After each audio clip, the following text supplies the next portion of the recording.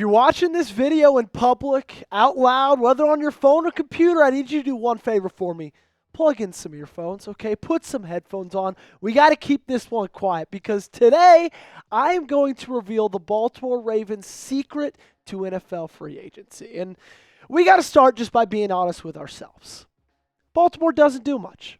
Sure, they made an awesome signing of Deandre Hopkins yesterday, but that's a one-year, $5 million deal. Other than that move, all they've really done is re-sign two of their players, and this is kind of the typical fashion we've seen of Baltimore. Sure, they made the splash last season with Derrick Henry, but what we've come to know over the past 5, 10, 15, really through the entirety of this franchise is they don't do much during this time of year. But what I've figured out today, what we're about to talk about, is there might be a reason why. Before I get into that, make sure you guys subscribe to the channel. First off, it's 100% free. Does not cost you a dime. You don't even know you did it after you do it. Second off, we need to get to 29,000 subscribers. So if you love the Baltimore Ravens and you want the best coverage of them right here on YouTube, help us get to 29K. We're only 297 away by hitting that sub button. Alrighty, before we go into anything else, let's just give a little quick recap of the moves they've done so far. Ronnie Stanley, 3-year, $60 million deal, locked down the left tackle. Loved that when it happened and said when it happened because of that, don't really expect a big splash. And from a money sense of the word, they really haven't given you one. Re-signed Patrick Ricard, 1-year deal. That's going to be fully guaranteed. And then yesterday, late in the afternoon, Deandre Hopkins, 1-year, $5 million deal. Love that signing. But today, we're going to talk about something different. Let's talk about compensatory picks, okay? Because they officially came out yesterday, and I know that you saw them all over Twitter, and all you know is Baltimore just got 4 more draft picks in the 2025 NFL draft, but you might not know why. So we're about to tell you why. And before that, did you know that Baltimore has actually been awarded the most compensatory draft picks in the league since the system was instituted in 1994? So it shows you, that stat in itself, that this might be something that this franchise, this organization is consciously doing. So what is a compensatory draft pick? Great question. Basically, to qualify for a comp pick, teams must end up with more qualifying free agents lost than gained in a particular year. Compensatory picks are not divided up equally among the teams, and no team can receive more than 4 compensatory picks in a single year. So the Ravens this year, they got the max. They got 4 comp picks. Now, how did they get those comp picks? It's because they lost these 4 players last year. And basically how good the player is, how successful the player is, you kind of get awarded a better comp pick because of that. So because Patrick Queen, they got a round 4, number 136 selection. Jadeveon Clowney, they got the number 176 selection in round 5. Geno Stone, Kevin Zeitler, both of those guys, round 6 picks at number 210 and number 212. So like we've talked about, you got to have more guys leave than more guys come in. And if you look at this photo right here, this is basically to sum it all up of what last year was in free agency.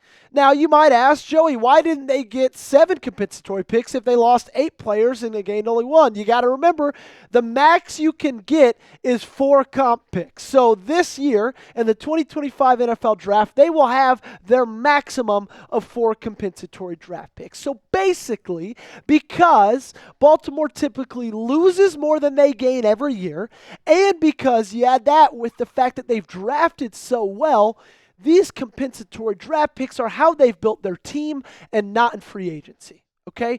This team, the Baltimore Ravens, focuses on keeping the current group they have together, adding in the draft, not necessarily adding in free agency, which can get frustrating at times, but as you've seen, right, over the last couple years, since 1994 when this was instituted, they've reaped the benefits of this more than any other franchise in the National Football League. And it really helps because they've drafted well on top of that. So they've been able to just say, you know what, free agency, we'll use it to kind of cherry pick here and there. But for the most part, this is how we do it, all righty?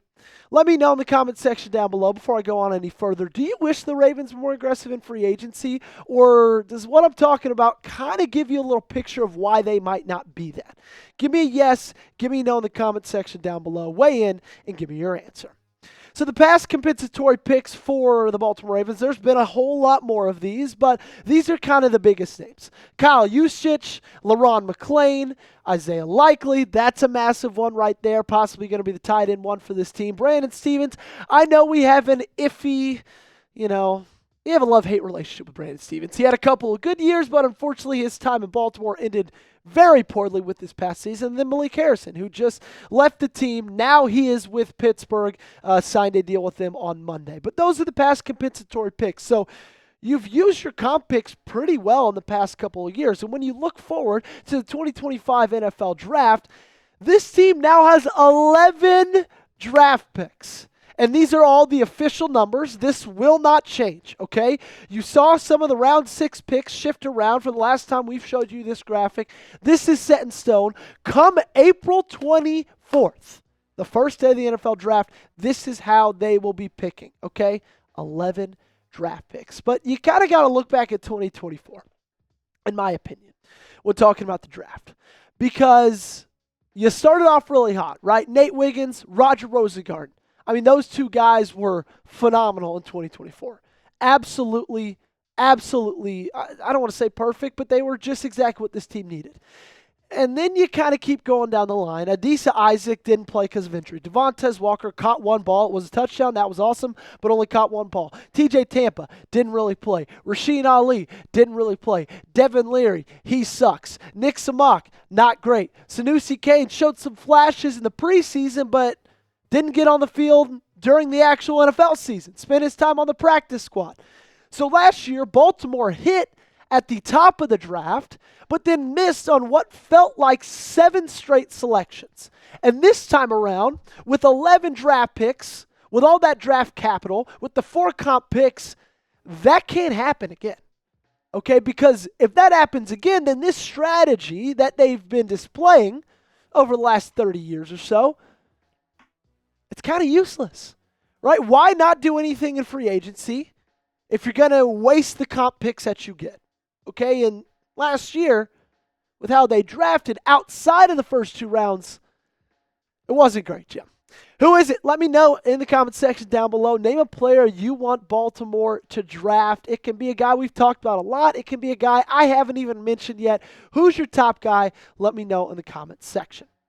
Coming up, we got more on the NFL draft and kind of what I want this next year to look like, and a little bit more about this comp pick strategy that Baltimore has been displaying. Before that, something you need to be displaying is this Ravens quarter zip, okay? It is $25 off. It was $60. It's now only $35. If you go to chatsports.com/RavensQZip, you can look the best, support the best, feel the best.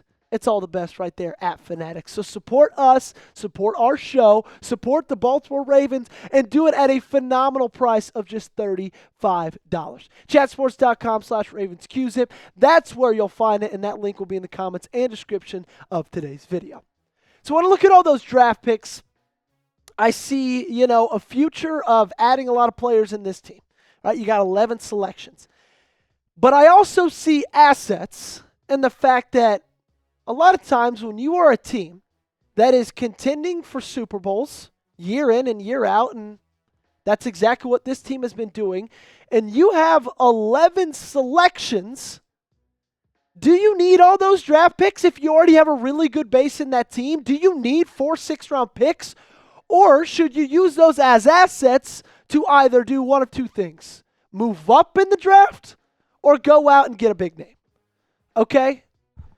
I wouldn't mind moving up 8, 10, 6 spots in the second or first round and giving someone like 3 6-round picks, that second-round selection, and a 4th rounder. It's like this team is so close to the ultimate goal of winning a championship. I know 6th-round picks can be very useful, but do you know what's more useful? Getting more out of that, right? Especially when you look at how they drafted this past year. So I get it. Right? I understand the way you guys are feeling because it can be frustrating following a team and having a team that doesn't do a ton in free agency. But everything we just talked about for the last 10 minutes might be the reason why.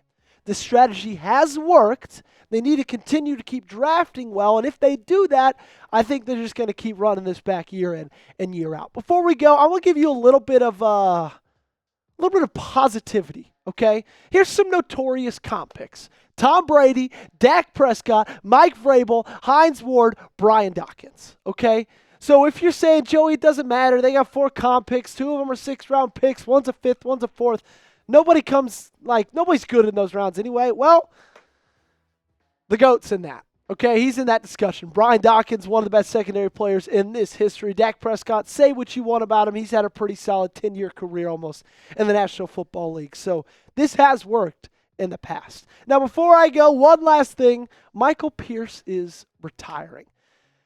Well, he went out with a bang, ladies and gentlemen. I think no one will ever forget the interception that he had against the Cleveland Browns in Week 18. It was one of my favorite moments covering the team all of 2024. It was an electric time, and it's a great memory to leave us with. So thank you, Michael Pierce, for all that you've meant to this team, for all that you've meant to this defense, and thanks so much for giving us a memory we will never forget.